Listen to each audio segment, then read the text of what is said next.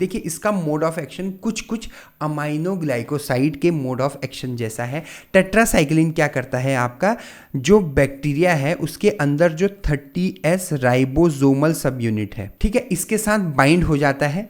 ठीक है, इसके साथ क्या करता है, ये बाइंड होता है। और अगर और डिटेल में और डीपली बात करूं, इसमें भी इसके ये कहाँ पर बाइंड होता है, आपका ए साइट पे। अब देखिए मैंने क्या बोल दिया, ए साइट पे बाइंड होता है। और ए साइट जो है बेसिकली रिस्पॉन्सिबल है आपका जो मैसेंजर आरएनए है, mRNA, ठीक है, टीआरएनए क्या करता है, मैसेंजर आरएनए को ट्रांसफर करता है आपका, और फिर उसके बाद जो धीरे धीरे ये क्या करता है, आपके प्रोटीन बनाता है।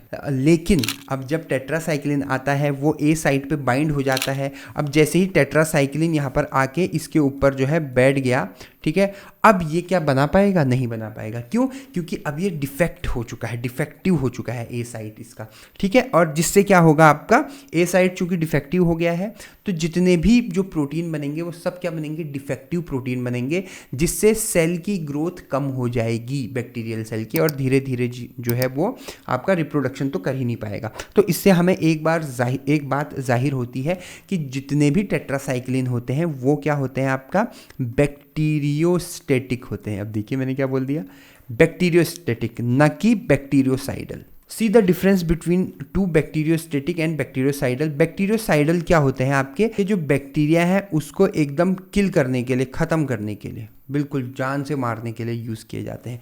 और बैक्टीरियोस्टेटिक क्या होते हैं, आपके बैक्टीरिया की ग्रोथ को कम कर देता है, ठीक है। ग्रोथ को कम मतलब साइज़ कम नहीं, ये तो मैं ऐसे बता रहा हूँ आपको ताकि आपको याद रहे, ठीक है। ग्रोथ को कम कर देता है मतलब बार बार बैक्टीरिया ग्रो नहीं हो पाते हैं, रिप्रोडक्शन कम हो जाता है उनका, ख़त्म हो जाता है, ठीक है। तो ये जो है बैक्टीरियोस्टेटिक इन नेचर है, ना कि बैक्टीरियोसाइडल।